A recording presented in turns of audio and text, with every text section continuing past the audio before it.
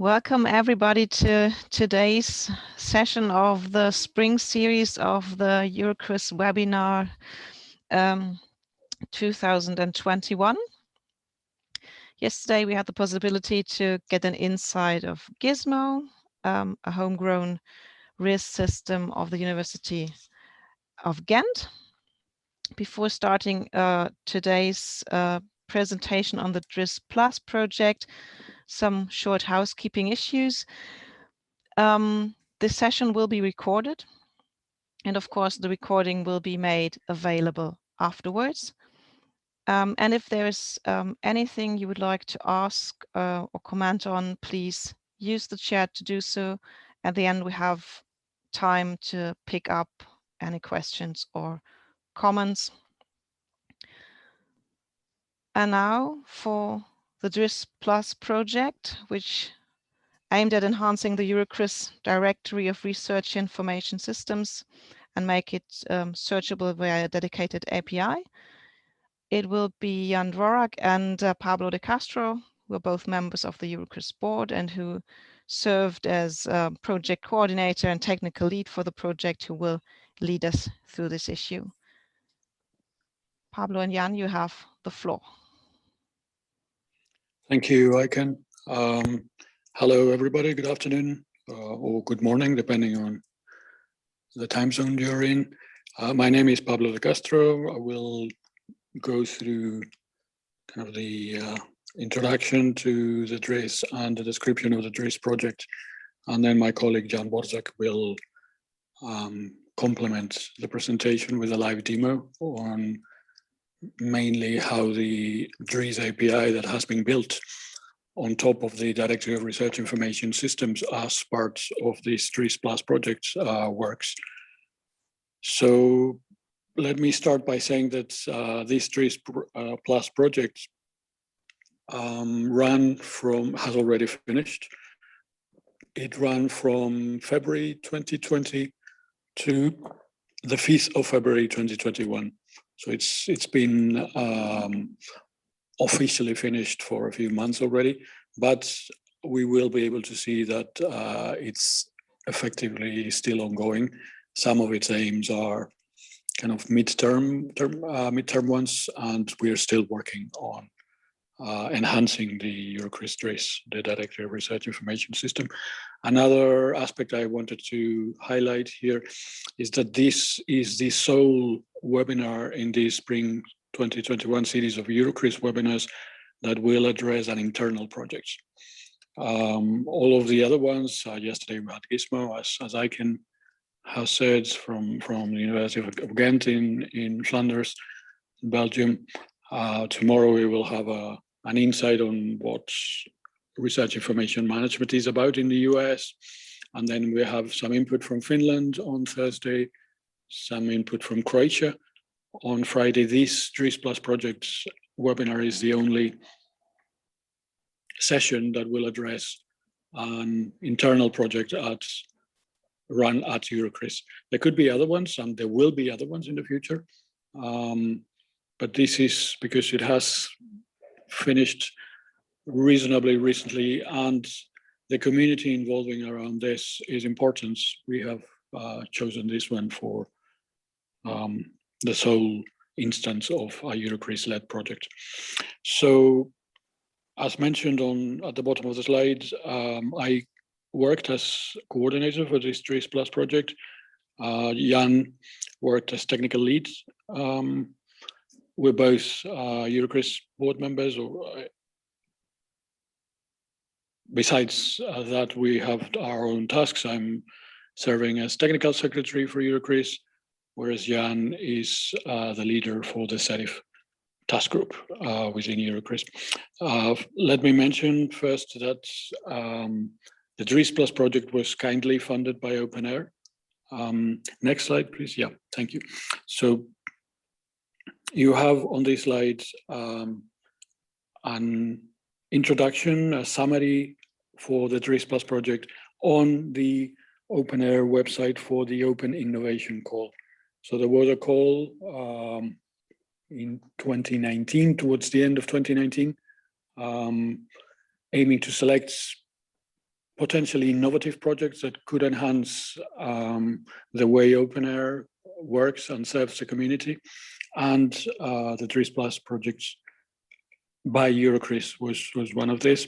You can see on the screen on the OpenAIRE website a summary of what the DRIS Plus project was about. So the proposal aimed to enhance the euroCRIS Directory of Research Information Systems, first of all, and to make it automatically searchable via dedicated API.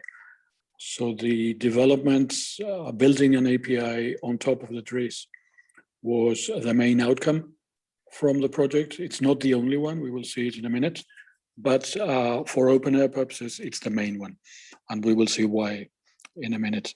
The proposals were asked to explain what tender priority topics they addressed. For us, for the DRIS Plus project, it was to expand the OpenAIRE service portfolio. We will see why in a minute. On the left-hand side, you have a snapshot of the progress of the DRIS Plus project through the 3 phases that this project has gone through. So some of the projects dropped along the way, and you have them all in this URL at the bottom of the screen. But the DRIS Plus project was kind of happy to complete the 3 phases and to deliver its aims. Next slide, please. So this is a sketch for the main use case number 1, as shown on the headline, for the DRIS API specifically, which is the OpenAIRE use case. So you may be familiar with the way OpenAIRE aims to aggregate research outputs, mainly publications and research data produced at a wealth of institutions across the world, although focused in Europe. And it does this via interoperating with mostly repositories. So literature repositories, as they're called, or publications repositories for research outputs, for research publications, and data repositories for datasets. There are directories for both of these repositories. OpenDoor is the most popular one. There are others as well, but this is the kind of default one for literature repositories, whereas re3 data in Germany is the default directory for data repositories. Both of them have APIs, and both of them are able to interoperate with the OpenAIRE harvesting process, allowing OpenAIRE to identify through a persistent, through a unique identifier, what the data provider will be, what the source will be for the metadata that will be collected, and to validate to identify and to validate the metadata feed from the repositories through their OAI-PMH URLs. Now, CRIS systems are also included, as you see at the bottom of the slides, in the OpenAIRE Provide website as useful data sources, data providers for OpenAIRE. However, there was no similar directory of CRIS systems that could play a similar role to what OpenDoor or re3 data play for literature and data repositories, respectively. So we wanted to turn the DRIS, the euroCRIS DRIS, into a similar mechanism or database for providing information automatically to OpenAIRE, so that they are able to identify specific data providers, CRIS in this case, and to validate them against the guidelines, in this case against the Serif XML guidelines for CRIS managers, through an automated feed via an API. So this effectively means expanding the data provider basis for OpenAIRE into CRIS systems. Next slide, please. So we start then with a brief overview of what the DRIS, the Directory of Research Information Systems, is, how big it is, and what the enhancements are that have been delivered into it as part of this DRIS Plus project. So the DRIS, you can see it. You can see a snapshot of it on the screen, together with the URL at the bottom. It currently contains close to 900 entries. As of today, we will see a graph for its growth on the next slide, but it's been growing quite significantly. We're measuring this typically every time we hold a membership meeting. This used to be and will hopefully return to be on-site events soon. In the meantime, the spring 2021 membership meeting is being replaced by this series of webinars. We're measuring the number of DRIS entries roughly every 6 months when we would hold a membership meeting. We're measuring it now. It's important to bear in mind that the DRIS is sitting in the same DSpace CRIS-led platform that hosts the euroCRIS repository. Also important to mention is that this resource, this DSpace CRIS platform that we use, is hosted and maintained by ForScience in Italy, and that the DRIS Plus project would not have been possible without their help. So they are very much part of the team. Luigi Andrea Pascarelli, Riccardo Fazio in Milan, together with Jan and myself on the euroCRIS side. One of the main enhancements we wanted to deliver into this kind of well-populated directory of CRIS systems was a geolocation.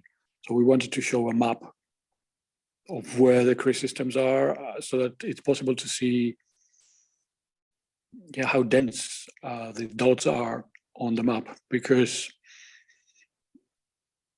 there is a certain lack of awareness of how widespread CRIS systems have become in the past few years. And this is important, that we will mention it later. For instance, for the EOSC development, for building the EOSC, it's important to keep CRIS systems in mind as well, because there's a lot of them and they have a lot of information. Finally, I'd like to mention that the DRIS is still work in progress. So there's plenty of entries already, but we are well aware that we're still some way from it becoming comprehensive enough. So some vendors are underrepresented, some countries are underrepresented. I will mention this later on in some more detail. Next, please.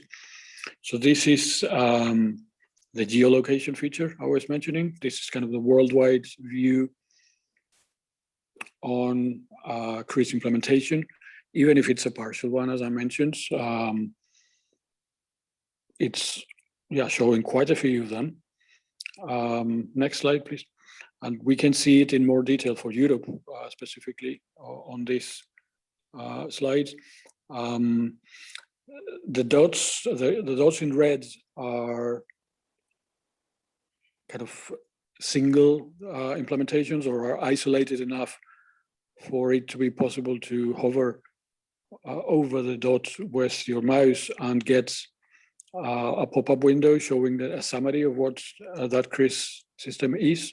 So you have an example at the top right-hand corner of the slide. There's a kind of isolated dot there, and you can see the URL, the CRIS name, and its status, and the country it belongs to.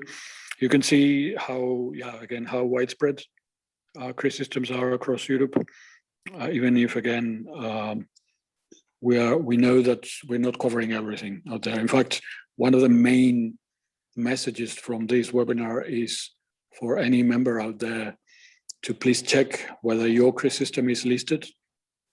And if not, or if there were any mistakes, please get in touch with us at euroCRIS at eurocris.org to let us know if we can add a new entry, or we should update any entry that is not showing the correct data. Next slide, please. So this is the figure showing the growth in the number of DRIS entries in the past couple of years.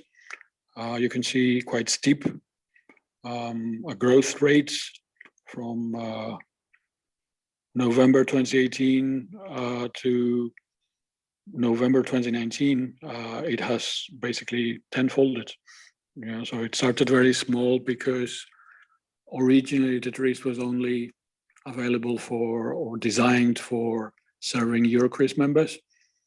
So we would rely on our members to provide the information, and that kept the number very low at the beginning. Later on, we started expanding it to any CRIS system out there, regardless of whether its institution or its funder or the organization behind it is a euroCRIS member or not. And you can see how the figures shot up. It's still growing quite steadily, as you can see. So it's, as I mentioned, the dots where the measures are taken typically match the timing for the celebration of a euroCRIS membership meeting. We have a membership meetings in the spring, typically mid-May, end of May, early June, and typically end of November. So yeah, the growth is more or less steady. It again relies strongly on the community input. We are disseminating the DRIS, and we disseminated what we wanted to do with the DRIS, these enhancements that the DRIS Plus project enabled. We're presenting these updates at membership meetings, usually at, can't remember how we call them, interest group meetings, I think. So outside the main program for the event, we gather interested attendees in a room and discuss how this directory could best serve the community. We're trying to collect data from both institutions and vendors as well. So vendors are often best placed to provide information on the implementation for their products, for their CRIS systems. They're not always inclined to do so because they say it's in the institution's choice whether to be in the DRIS or not, and they are right, I guess. So we much prefer to get the information directly from institutions. The end goal, as said on the text on the right-hand side of the slide, of the DRIS within this DRIS Plus project is to promote system interoperability with OpenAIRE through these Serve XML guidelines for CRIS managers. Next slide, please. This is the approach we're following to collect information. So for the metadata approach to describing a DRIS entry, a CRIS, in the directory, we have chosen an approach based on so-called minimally sufficient metadata. So the minimum number of metadata possible that will provide a sufficient description for the platform without it's getting outdated in a couple of weeks. Yeah, this is a big issue that we have faced in the past when trying to provide very comprehensive information. So how many database queries are taking place, for instance, well, that's a bit of a pointless data to provide because it's going to get outdated very, very quickly. So the list of 6 minimally sufficient metadata elements is provided at the bottom of the slide and includes the type of CRIS system, the organization behind it, usually an institution, a uni, a research center, or a funder, the name, the platform, so what software solution is underpinning the CRIS, its status, most of them by far operational, some of them under construction, and the URL for the open research portal for the CRIS. So the CRIS is typically relational database, we could put it that way. There can be several techniques, but it's basically an internal back office thing for managing research information comprehensively across an institution, but it typically has a research portal, so a front end where things like people, like researchers, like publications can be checked from the outside world. So it's a kind of showcase as well as a management tool for institutions. It would typically be this externally available research portal that we would link as the URL for the CRIS, but not all CRIS systems have this. So when there is none, I mean, we try to encourage CRIS managers to have an open front end for the CRIS. When this is not available, we sometimes link some page related to the CRIS, even if it's not the logging page itself, because that's all that is available. There is only a login interface. Next slide, please.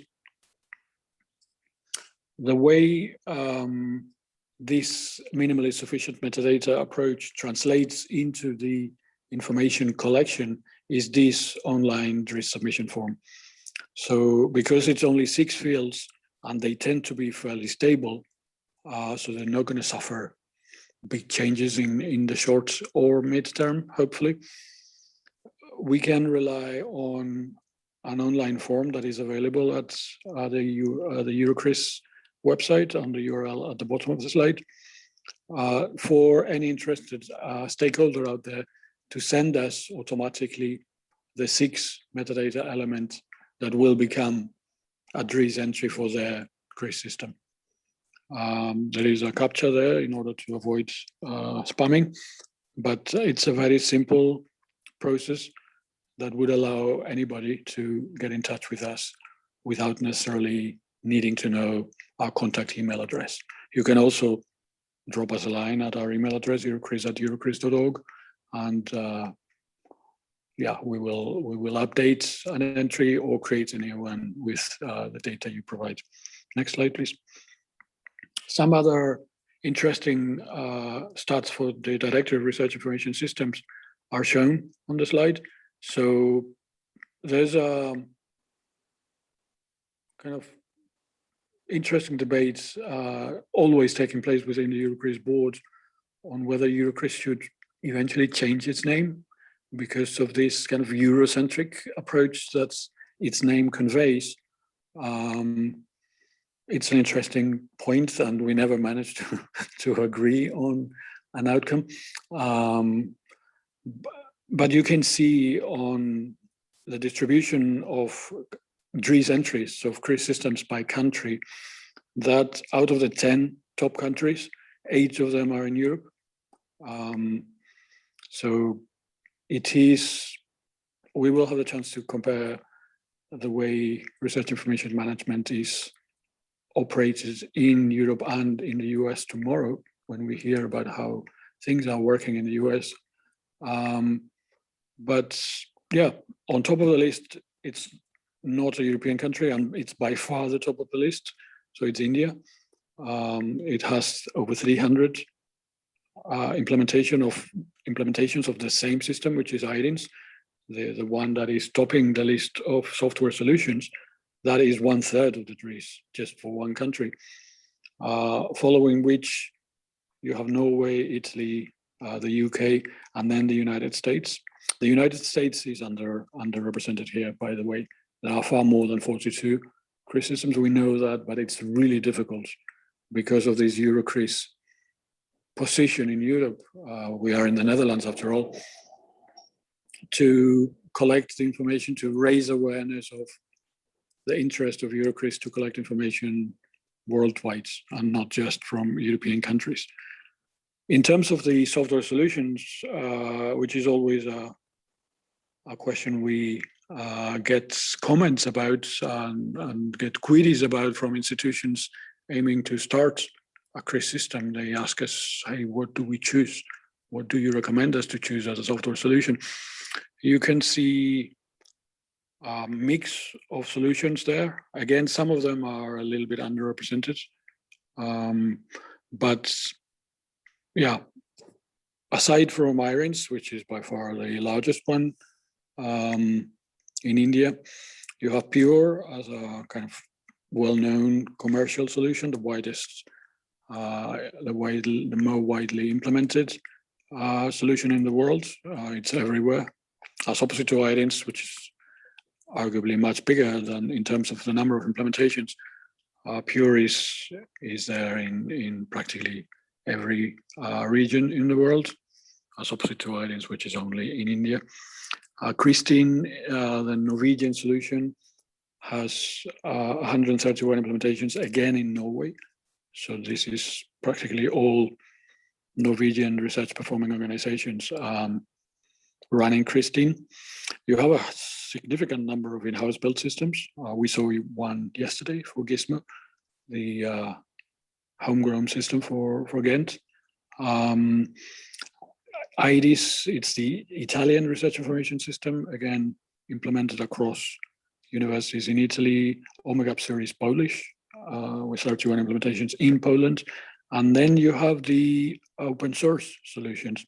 DSpace, CRIS, and Vivo at the bottom are both open source solutions. They're very widely implemented as well, so in many different regions. And same as commercial solutions, allow user groups to be put together and operated by the vendors. The open source solutions also offer an interesting opportunity for interinstitutional collaboration. Next slide, please. So moving on to the DRIS Plus project's goals, which will be followed by a live demo by Jan. This is in a nutshell what the DRIS Plus project was about. We have already mentioned the geolocation features while keeping the directory growing. So this was the first project goal that was achieved early last year in 2020, as we have seen on the map. Next. We wanted to, it's not next slide, it's just clicking, please. Yeah, exactly, thank you. We wanted to expand the underlying DRIS data model in order to add fields like the OAI-PMH endpoint URL.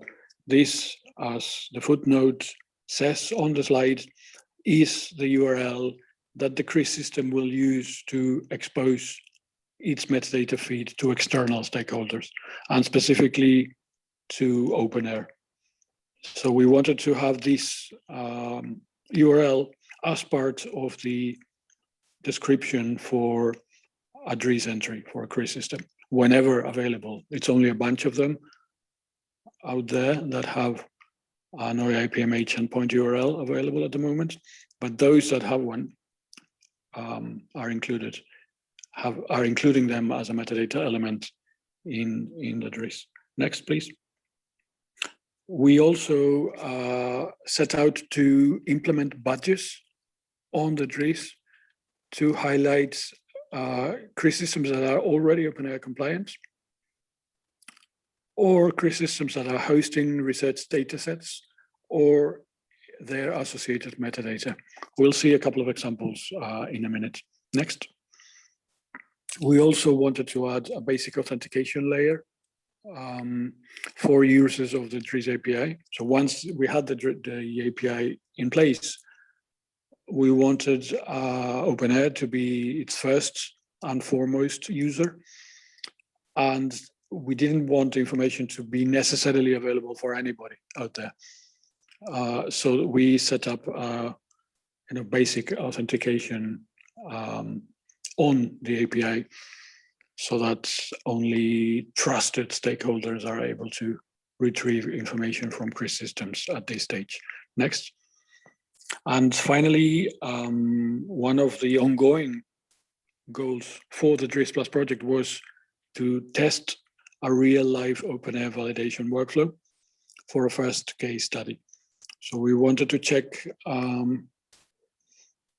whether a given CRIS system, and the choice is on the text there, it's the PPM, the Polish platform for medical research, whether it was possible for it to be identified through the DRIS API and harvested, validated first, and then harvested by OpenAIRE. This is still ongoing because the PPM team are working on setting up the OAI-PMH endpoint on the platform. Next, please. So this is the way, as described in the previous slide, how OAI-PMH endpoint URLs are being added to CRIS records. This is an example for the Technical University of Hamburg, where you can see under this headline extra DRIS, DRIS extra fields, you can see the field for the OAI-PMH URL. It's kind of crossed so that it's not identifiable because it's not being shown. In fact, next slide. When you check the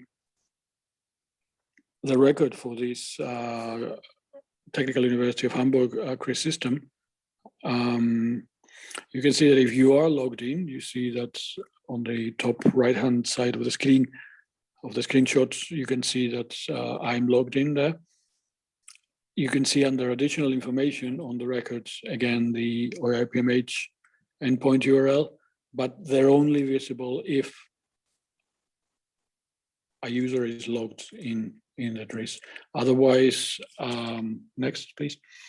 The snapshot is this one, where you have the kind of basic metadata elements as described earlier, the country, the URL, the software solution, but not the OAI-PMH endpoint URL.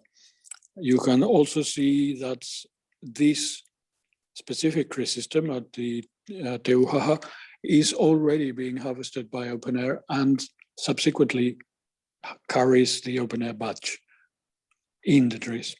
So you could, Jan will show us in a minute, you could filter through the API, you could query the DRIS and check how many CRIS systems hosted in the DRIS already have the OpenAIRE badge, meaning they have an OAI-PMH endpoint URL and have at least been test harvested by OpenAIRE already.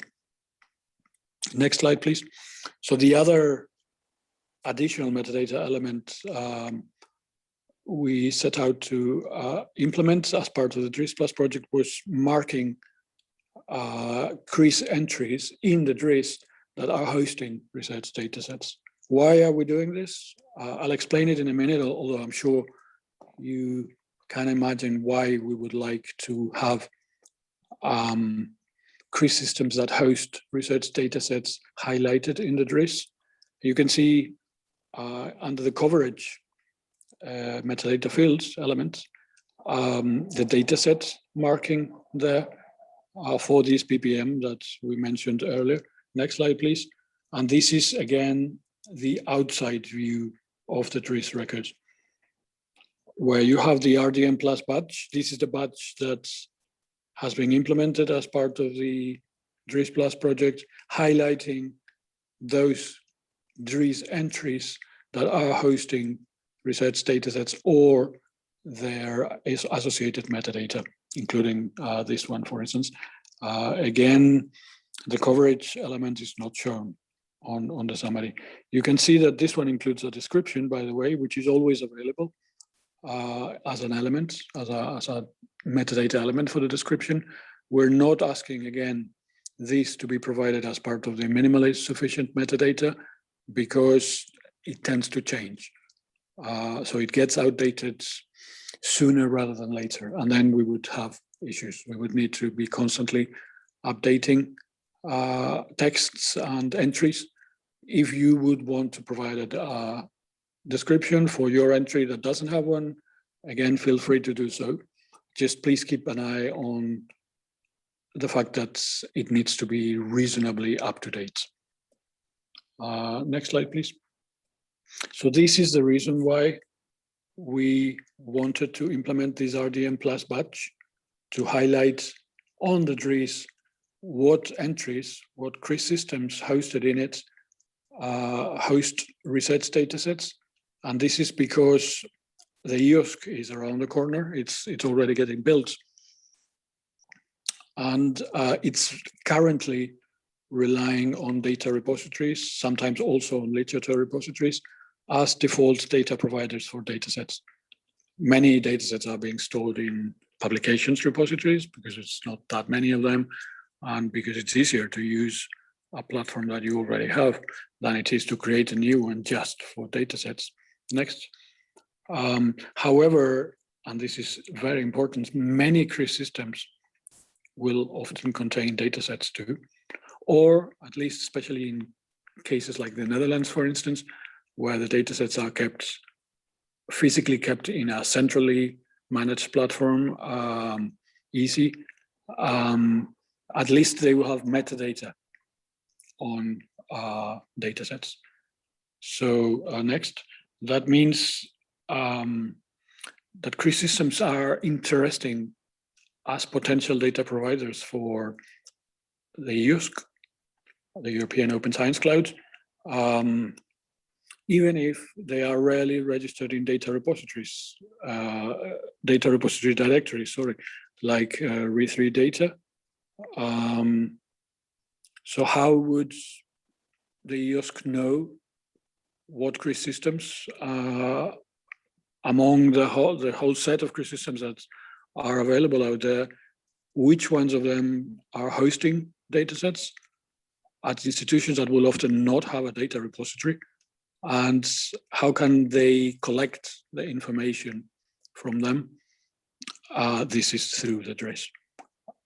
We will include these badges in the DRIS. We are already including this RDM Plus badges in the DRIS, so that it's possible for any external stakeholder to potentially harvest these data sets that are held in CRIS systems, are not listed in any other directory other than the DRIS. Next. So this, I mean, the goal is again to highlight those DRIS entries that contain either datasets or their associated metadata. This would clearly be a very valuable info with regard to potential additional data providers for the EUSC. The thing is, how do we know whether a CRIS system is hosting datasets or their associated metadata? Next. So that is the key question. The answer, as you can imagine, is, well, sometimes we know because it says it on the team, say. I mean, on the CRIS, you can see there's a number of datasets, but our main goal for finding out would be for the community to let us know again.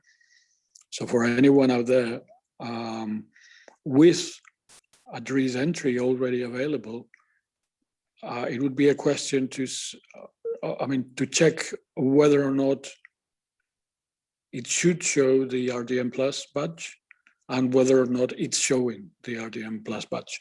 It's probably not showing it because it's only very recently that we have implemented, and this is effectively our first dissemination attempt, other than Twitter or social media in general, where we have a chance to tell at least some of our members that we are trying to put together comprehensive information on which entries in the DRIS are storing datasets. Next, please. So these are a couple of examples for DRIS entries that already have a badge and the reason why. So this is the PPM, the platform, the Polish platform for medical sciences. And you can see in red at the bottom that it already contains research data, not a huge amount of them, but it is a significant number of them, and it's interesting to have them there and potentially to harvest them. Again, OpenAIRE are doing a very effective work in terms of collecting data sets from many sources and making them available for the EUSC. Next, another example is my own university, University of Strathclyde in Glasgow. We have Pure as an institutional CRIS system, and you can see at the bottom of the screenshot that there are close to 1,200, or there were close to 1,200 data sets stored in Pure. We don't have a data repository And Pure is not registered as a data repository because it's not a data repository. It is, however, registered in the DRIS. So in these two cases where it's very clear that these two CRIS systems contain data sets, we can identify them ourselves. But in most cases, we would rely on the CRIS manager or the community to provide us the information. So thanks for that. If you can devote some time to check your DRIS entry to see if there is one in the first place, and to let us know whether a badge should be added, we would be really, really grateful for that. Next slide, please. And I think this next one is my all but last slide, and then I will hand over to Jan. So this is an example for the basic authentication layer on the DRIS API we were mentioning a minute ago. So you can see that, for instance, for Metis at Radboud University in Nijmegen, there is an OpenAIRE CRIS endpoint URL available, an OAI-PMH endpoint URL that allows Metis to be one of the CRIS systems in the DRIS to be already test harvested by OpenAIRE. I always say test harvested, if you have noticed, because the functionality to harvest a CRIS metadata feed is not yet available on the OpenAIRE Provide portal in production. And we are lucky to have Andreas Czerniak from the CRIS team at OpenAIRE from the University of Bielefeld, who will perhaps let us know in a short while what OpenAIRE expectations may be around this specific bringing into production the feature that will allow CRIS systems to become equals to literature repositories and data repositories. So having the opportunity to be harvested, basically validated and harvested automatically. So this is an example of how the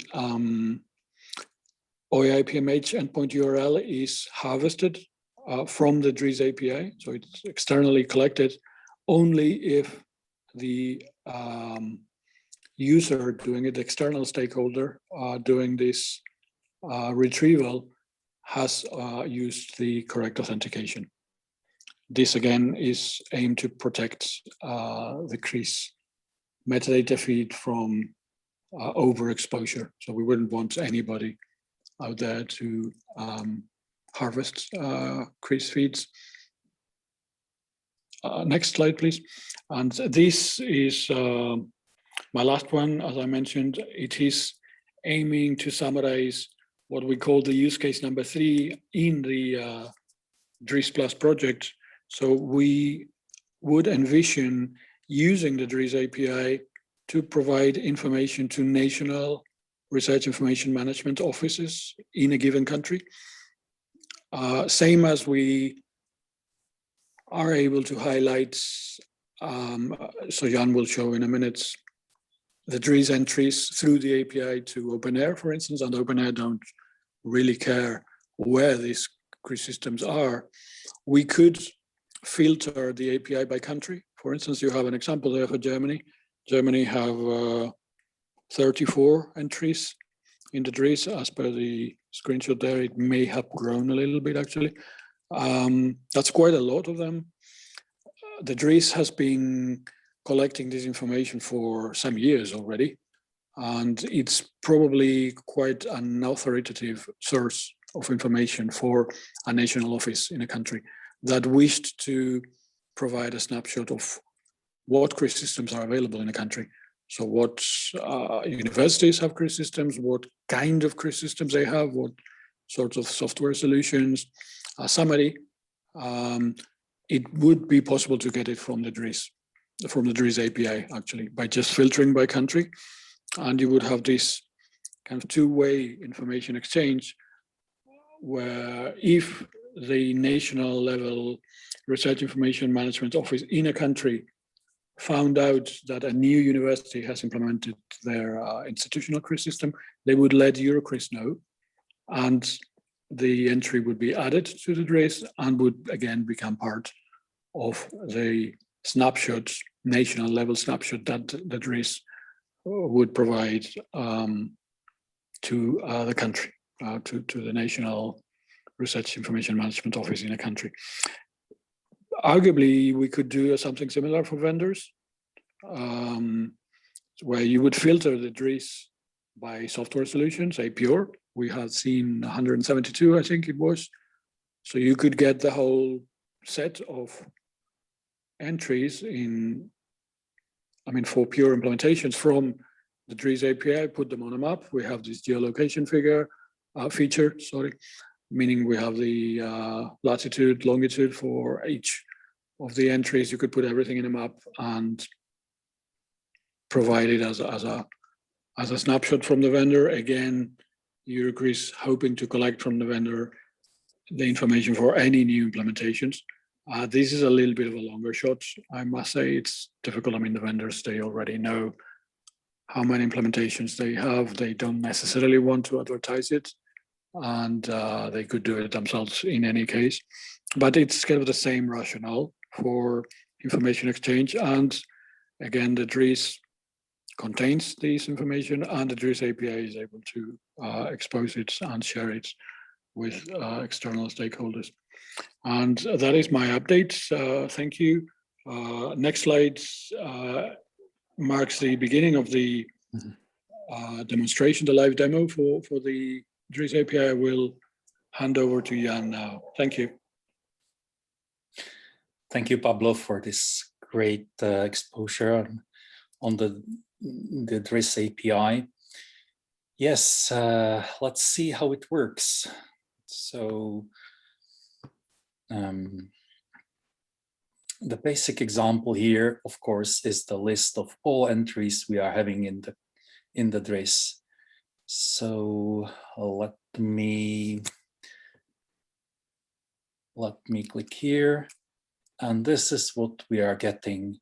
The number of items, that's 894 at this moment. So that's the total number of records in the DRIS. And within this reply of the response of the API, you are seeing the first 100 of them. If you wanted to see the raw data, it's of course something like this, JSON format.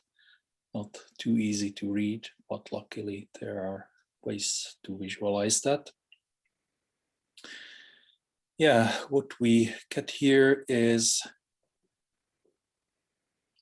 basically the record for the CRIS with some additional context and ID. So under this ID, you can fetch this very record, including all the things you need to have together with that record in order to understand it fully. So with all the enumeration entries that we are having, so this is the status of operational, CRIS scope of institutional, the CRIS platform called Vivo, and this is the country, this is the organization, which is Universidad Nacional de Costa Rica here in this case. And this record again needs the additional context of a country, which you can see down here. So we are trying to have the records as standalone as possible. And you get them by hundreds always. Yep, so that's what we get.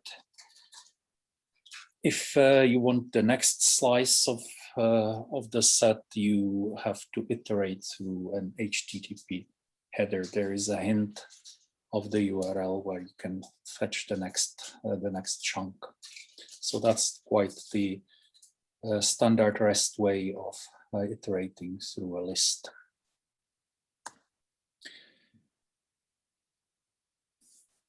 The API can, of course, also filter things out for you. So, for instance, the list of operational CRISes can be retrieved actually in two ways. Here you see 862 of them, so something like 32 have a different status than operational. Again, there are 100 records here.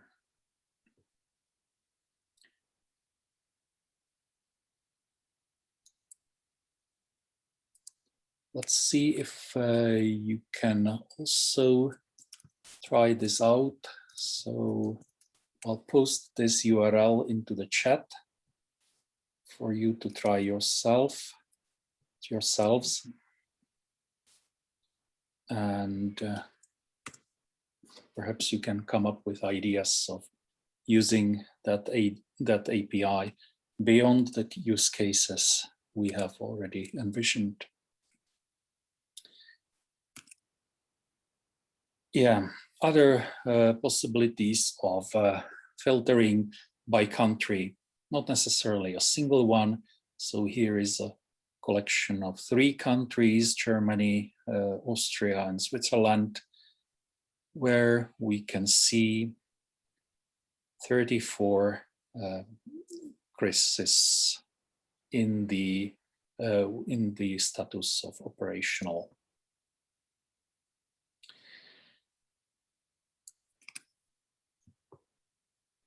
Further examples would include data sets, operational data sets, operational CRISes that cover data sets. So that's another one. 3 of them currently. The Polish platform of medical research is one of them. So here you see an example of a fuller record with a description and perhaps more information in there. So ensuring this, there is the RDM check flag of true here. Again, the context for that record is included.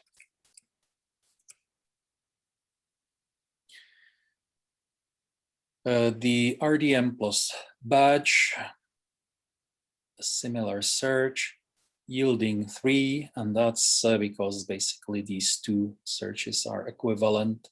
So Pure Strathclyde and Metis at Radboud are the 3 CRISes that expose the information on data sets, or we have learned they do that. With the OpenAIRE badge, and that's the CRISes that have been harvested, 5 of them, the Hamburg Technical University, the Pure VTT in Finland, NARCIS, the national aggregator in the Netherlands, Metis at Radboud University in the Netherlands, and the CRIS at the University of Novi Sad in Serbia. So all these CRISes expose the information that they have been test harvested by OpenAIRE. And the last but not least one, filtering by the platform is also possible. So DSpace-CRIS is one of the platforms, and we are currently seeing 20 items, operational ones. Yeah. So I hope you have enjoyed this. If you want to do a little bit more, there is a tiny tool authored by myself where you can actually harvest the whole of the contents of the DRIS. and do whatever analysis you want on top of that. That's an open source project up on GitHub. So at this stage, I think we should say a big thank you to all of you, and I hand back to Eiken for the questions. Thank you, Jan. Thank you, Pablo. Since there haven't been any questions written down yet. Oh, sorry. I'm wrong. There is one. There is one from Ulrike Küsters. She writes, as at the moment, DRIS metadata allows queries on geolocation, country, organization, software type, active status, description. So the main information purpose is a quantitative listing of who uses what where. And the new query possibilities via API seem very useful. Thanks for demonstrating the possibilities, Jan and Pablo. And she writes further, my point, yet allowing OpenAIRE to harvest data out of the open system is a logical step, but as a manager of a strictly closed CRIS system, might not this development over time become slightly discriminating?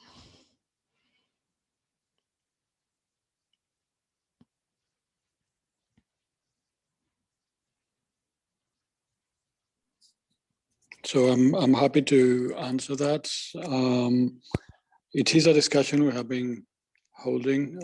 Thanks for the question in the first place. We have been holding at membership meetings.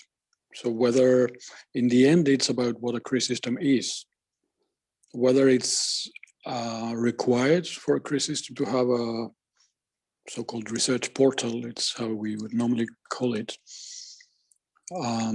exposing the information to the outside world for it to be a proper CRIS system.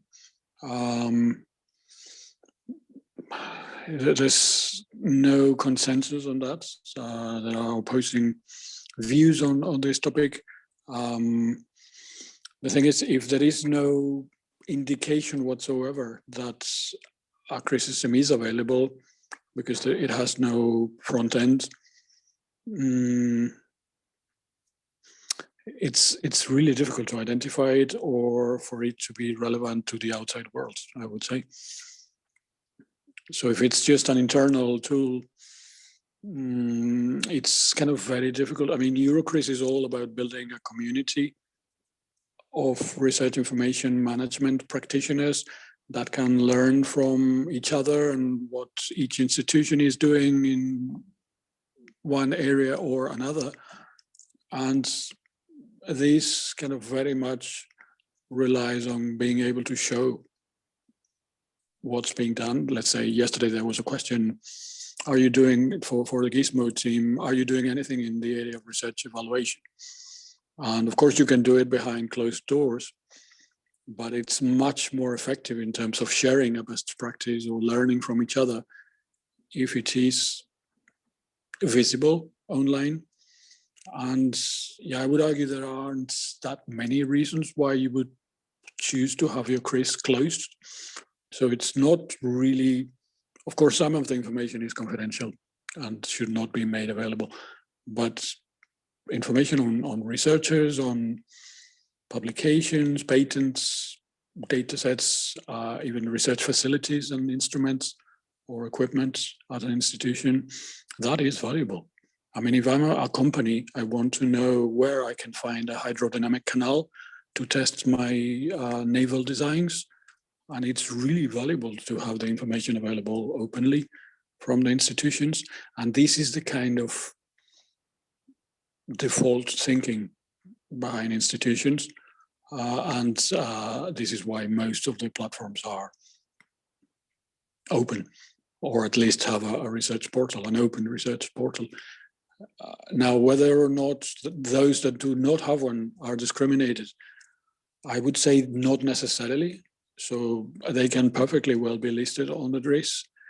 I would say that it will probably limit the amount of best practice showing or sharing that they may be allowed to do. But this is kind of a technical limitation because you cannot show, I mean, you could take internal screenshots and so on, but I mean, we're talking open science all the time. Open science is about open research portals, not closed ones. Hope I have managed to answer. Thank you. There is there's a direct answer from Ulrike, which I will read first. She writes, I agree, if a system is open, it's good to provide open interfaces. If a system is closed, that's it, more or less, but the listing in the DRIS might still be valuable. And I think perhaps you can also see it from another point of view. The DRIS is a possibility even for closed systems to gain some kind of interaction by showing that they are existing and they want to have contact, and that it's a possibility for the open system to interact technically better with other systems. And then there is another question, or I may point. add to this, perhaps it's the first step in trying to open up your institution and your research information. You may not be entirely ready for that yet, but in the future there may be a great potential to read from opening up the information and linking the information, making it available for OpenAIRE is probably one of the best ways of how to get visible as a research organization.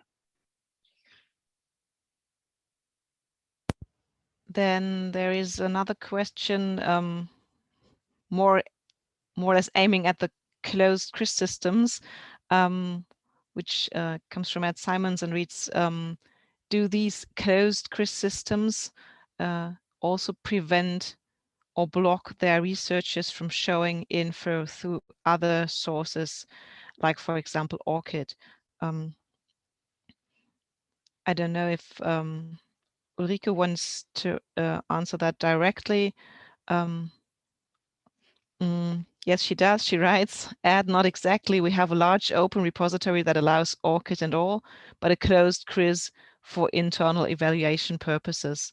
And I think that's a point coming from an institution with up to now closed CRIS as well, that it's these starting points for the different systems which have been aimed at different goals, and perhaps they will change, perhaps they will come together at some point, but sometimes they are also just used for different purposes, which might be useful or practically or not.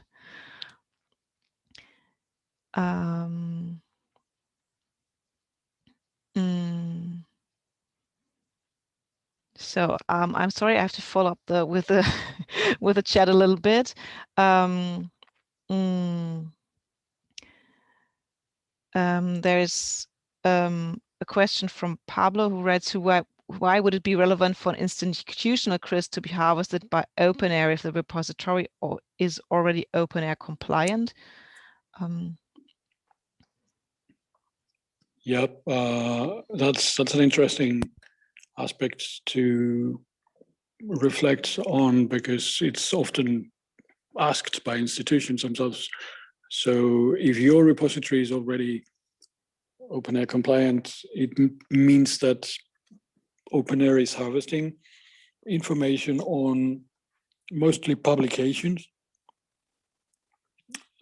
potentially authors as well, some projects as well, especially EU-funded projects, that are typically held, these metadata elements are typically held in repositories. But CRIS systems, institutional CRIS systems, typically contain a lot of additional contextual information, contextual metadata, that far exceed what repositories have. So I'm thinking affiliations, for instance, aren't typically held in repositories. A wide range of projects, so not just EU-funded projects, but projects funded by anybody, even internal institutional projects. You always have this information in CRIS systems because it's what CRIS systems are about, to kind of capture a screenshot, a snapshot of what's going on at the institution in terms of research. So arguably, even if your institutional repository is already OpenAIRE compliant and your publications are already in the OpenAIRE aggregation, I would argue that it makes sense for the CRIS to undergo the harvesting process as well, because there's going to be a lot of additional information provided into OpenAIRE. And the bits that are duplicated, there will be inevitably, especially publications, can be deduplicated by OpenAIRE with their kind of standard techniques. At this point, I would like to ask Andreas Czerniak whether he would like to jump in and maybe provide a bit of an update on what OpenAIRE plans may be with regard to CRIS systems and the DRIS API. Yes, thank you, Pablo. And thank you very much for the very interesting discussion. So especially this feedback from the community is for us also very important. And we have for the communities, the community calls to gathering and get informations, or I get feedback from the communities. So first of all, thank you to euroCRIS, thank you to Eiken for the opportunity to briefly share with you some novel updates on the OpenAIRE DRIS Plus API using. And I would like to warmly thank you, Jan and Pablo. Both has really successful and complete implementation, as we have seen here presented. And OpenAIRE has had to tender this development and is one of the early adopters of the interface of the DRIS Plus. OpenAIRE plans to use this interface in a similar way for registration as OpenDOR and retrieval, as Pablo presented here. And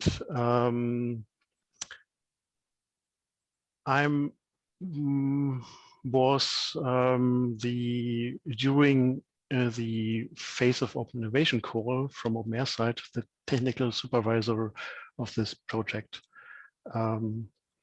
And OpenAIRE is currently working with different teams on the integration of these DRIS Plus API interface. And currently we harvesting or accessing the DRIS Plus API in a regular basis to get information about new CRIS systems in the DRIS Plus. And in parallel, my colleagues works also to integrate these information into the OpenAIRE Provide dashboard for content providers in a similar way as we have at the moment for institutional and thematic repositories and also for data repositories. And there was also a possibility to register a CRIS system with information from the DRIS Plus in OpenAIRE. And as you know, and as Pablo also said, OpenAIRE is a part of the European Open Science Cloud. And in the meantime, we integrating all these services from OpenAIRE into the European Open Science Cloud. And the metadata of the data sources from OpenAIRE will be part of the European Open Science Cloud. And as Pablo also said, thanks to the data application, if we harvesting a record, an identical record from different sources, we present also only one record for this, and this is made done by the data application. So overall, in our roadmap, the work for the integration of CRIS systems or registration of the CRIS systems in the OpenAIRE Provide dashboard will be completed during the summer, and at the moment you have the possibility to validate your CRIS system against our OpenAIRE CRIS guidelines. So at the moment, the registration is not yet available in production, but you can check if your CRIS system is interoperability with OpenAIRE against the OpenAIRE, the latest OpenAIRE guidelines. So you have the possibilities here at the moment. So thank you very much. And I'm also open for further questions.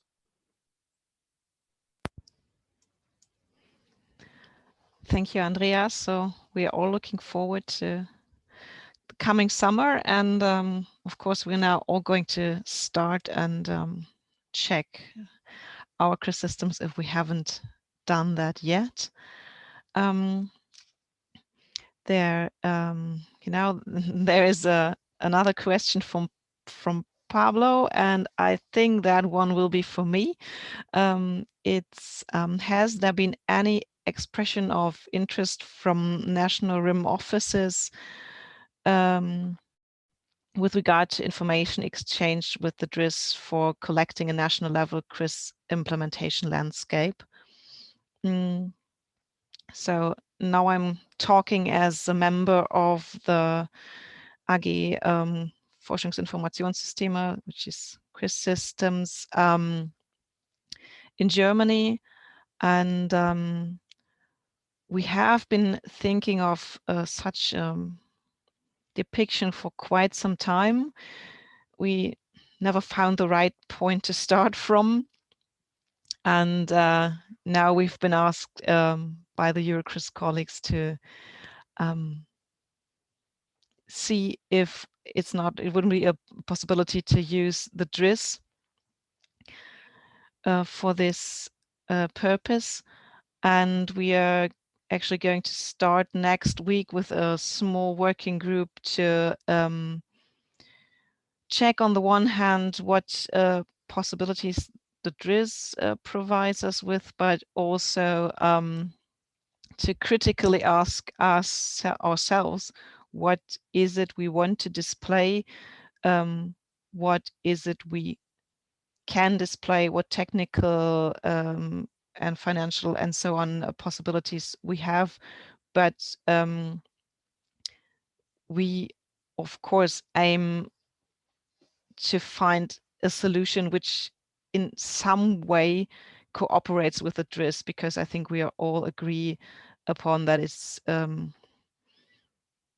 waste of resources and not helpful for anyone to build things twice. And there is with the DRIS, there is a possibility to register CRIS systems. It's working, it's known, so it wouldn't be of any help to build something which is a concurrence or something, but try to find a way to either reuse the data from the DRIS or provide the DRIS with more data, or get the exchange running in both ways. But we start thinking of it, and perhaps we'll be able to say more about this next year during a membership meeting, live or as a webinar, whatever will be possible.